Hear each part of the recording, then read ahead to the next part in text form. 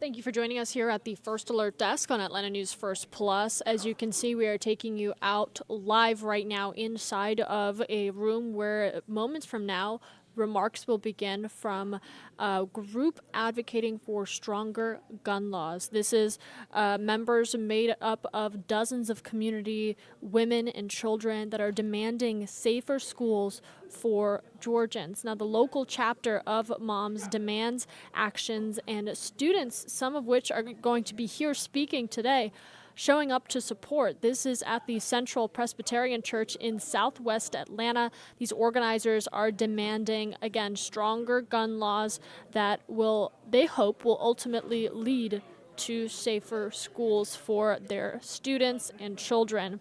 Now, this all coming after about 2 weeks ago, Georgia's House Republican leaders and emergency management officials announcing plans to push ahead legislation that improves school safety. Now, their ideas include apps that would let students anonymously report threats and a statewide information sharing system on students who might pose one. Now, the group here today, and again, we're just waiting for those remarks to begin, is going to be addressing what they feel is at the root of this issue, which are firearms, and pushing for stronger gun laws. Again, this is the Moms Demand Action Coalition. They are going to be speaking moments from now and addressing some of the recent legislation being discussed within the Georgia State Capitol, as well as their own hopes for taking action to protect students. Now, while we wait for this news conference to begin, I do want to talk about some of the other the stories that we're following, and I want to start by taking you out to Southwest Atlanta. This was the scene earlier this morning, if you were with us on Atlanta News First, during our morning show hours. 4 young people now in the hospital after a car crashed into a tree earlier this morning. Atlanta News First Don Shipman is live with the First Alert breaking news tracker along Memorial Drive. He is continuing to follow this story throughout our noon hour. And the latest on what we know is that apparently one of the teens took their mother's car. Those 4 young people are lucky to be alive. This was a violent crash. Pieces of the vehicle went flying everywhere, a good 50 feet in that direction. And take a look. They went right off the road and slammed into this tree. You can see pieces of the tree right there and all of that debris. And then look at the scene shortly after this crash happened right here. The crash happening right around 4 o'clock this morning along Memorial Drive at Martin Street. Atlanta police are telling me that 4 young people took their mother's car out for a ride. And at some point along Memorial, police say that they ran a red light, so an officer attempted to pull them over. The car then sped off, racing down Memorial, and eventually going up over a curbed median, crossing into oncoming traffic, then slamming head-on into that tree, narrowly missing a utility pole in the process. Airbags were deployed. Now, initially, there were reports that some of those young people were trapped inside the vehicle. Emergency crews managed to get them out. They were rushed to Grady Memorial Hospital, where they're expected to be okay. I'm told that their parents are now with them. Memorial Drive is back open to traffic. It was closed for just about an hour. As far as any charges for the driver or any of the young people in that vehicle, that's still to be determined. We'll keep you posted on what Atlanta police say. We're live here in Southeast Atlanta. Don Shipman, Atlanta News First. And I'm sure you've seen this video by now. We are continuing to follow the Delta plane crash out in Toronto. This is a real video that you're looking at. It looks something out of a movie, but it was a horrifying scene for those involved, as well as for many of you who tuned in as we broke this coverage to you on air and online. We're hearing from the people who were on this flight that crashed in Toronto. A total of 18 people were injured when that plane flipped, but everyone managed to survive. CBS News correspondent Jared Hill has the latest. A new look at a terrifying landing. This video obtained by TMZ shows the moment a Delta Airlines plane crashed, then flipped over at Toronto Pearson International Airport Monday afternoon. Our plane crashed. Later, a passenger cell phone video shows the plane upside down with the wings and tail ripped off. All of a sudden, everything just kind of went sideways. And then the next thing I know is kind of a blink and I'm upside down, still strapped in. Toronto's fire chief says at least 18 people, including a child, were taken to the hospital. But miraculously, all 80 people on board, 4 crew and 76 passengers, survived. There was no loss of life, and this is in due part to our heroic and trained professionals. Now, the investigation into what went wrong. The plane, operated by Endeavor Air, flying from Minneapolis-St. Paul International Airport, crashed around 2:30 in the afternoon. Meteorologists say there was blowing snow in Toronto, visibility down to 6 miles, with winds gusting up to 40 miles per hour. It's really important that we do not speculate.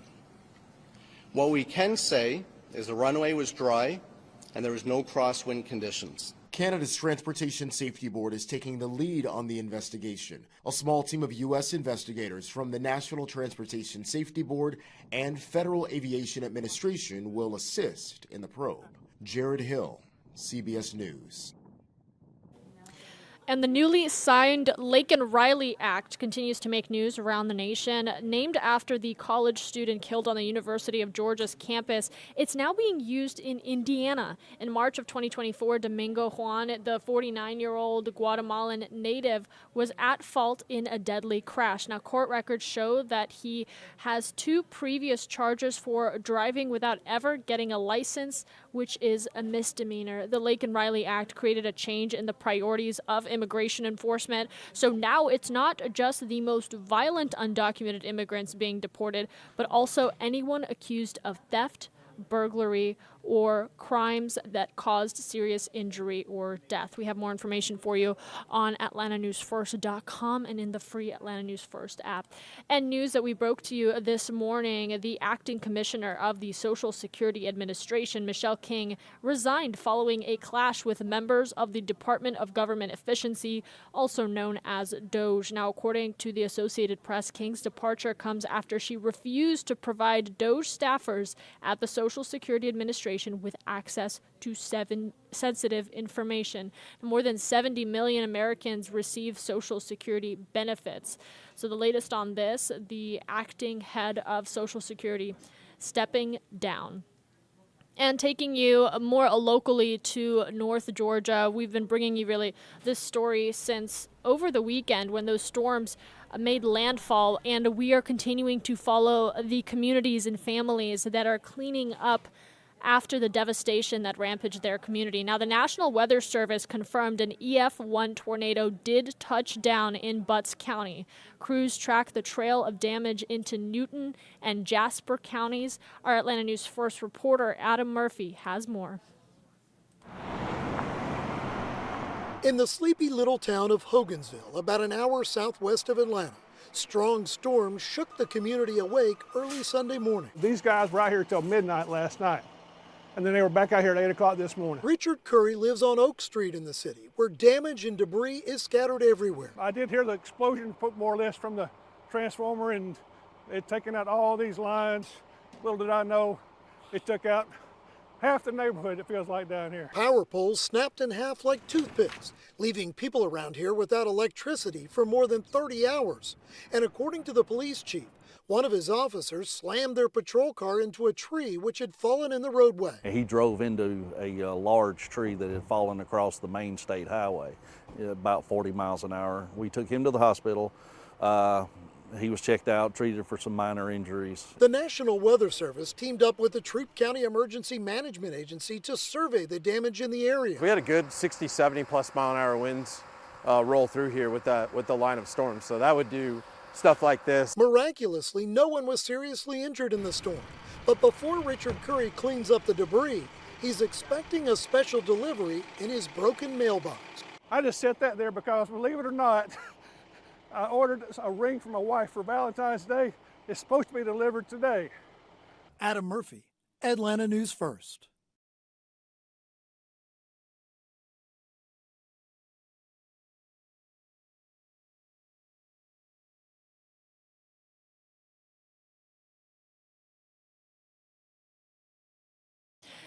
And speaking of weather, we are continuing to monitor more First Alert weather days up ahead. I have First Alert meteorologist Courtney Jacobazzi here with me to talk about the weather as soon as tomorrow and what you need to do to prepare now.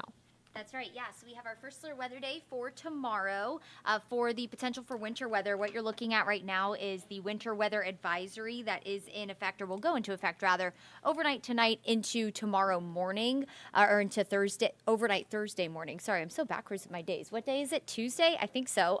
Either way, first alert weather day tomorrow, because we are watching the potential for winter weather, and essentially where that winter weather advisory is in effect by the counties highlighted in purple there. It's mainly from Rome over to Gainesville and points north. That is where the best potential for maybe some accumulating snow is. We don't think that the accumulations are going to be anything significant, but up in the highest elevations of the mountains, you could pick up maybe about an inch of snow. Otherwise, we're looking at more so like a quarter of an inch to half an inch of snow. But National Weather Service wanted to go ahead and give you a heads up that there is the potential for accumulating snow, and that's mainly for the counties underneath that winter weather advisory tomorrow. That includes the city of Rome, Calhoun, Ellijay, up into Hiawassee, Helen, Blue Ridge. So just the heads up, this is why we're giving you that first alert weather day. Changing weather, including the potential for maybe the return of winter weather.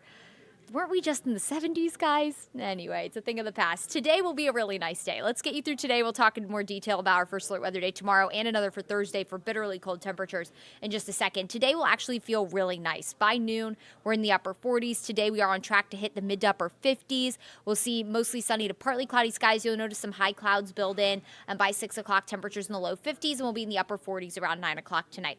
Here's a look at where high temperatures will top out area-wide. Low 50s up in the mountains, mid to upper 50s for metro. Some spots like Eatonton down towards Thomaston will approach 60 degrees. Overall, a nice Tuesday. Let's talk about tomorrow. So around 4 a.m., showers and maybe some snow showers will start to move into West Georgia. And here's a look at 6 o'clock.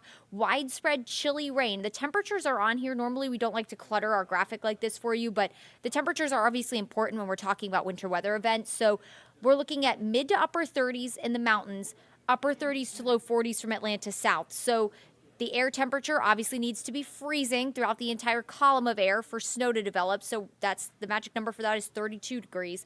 So I don't think that Atlanta and most of Metro will be cold enough for snow to develop. And I know you're seeing mid 30s up in Blairsville where snow is falling, but I do think temperatures up there will be briefly dropping below freezing. And at this point in the morning, we might have more of that wintry mix. It's not going to be the really fluffy snow. It's more than likely going to be that kind of wet, slushy snow that'll be falling from the sky tomorrow morning.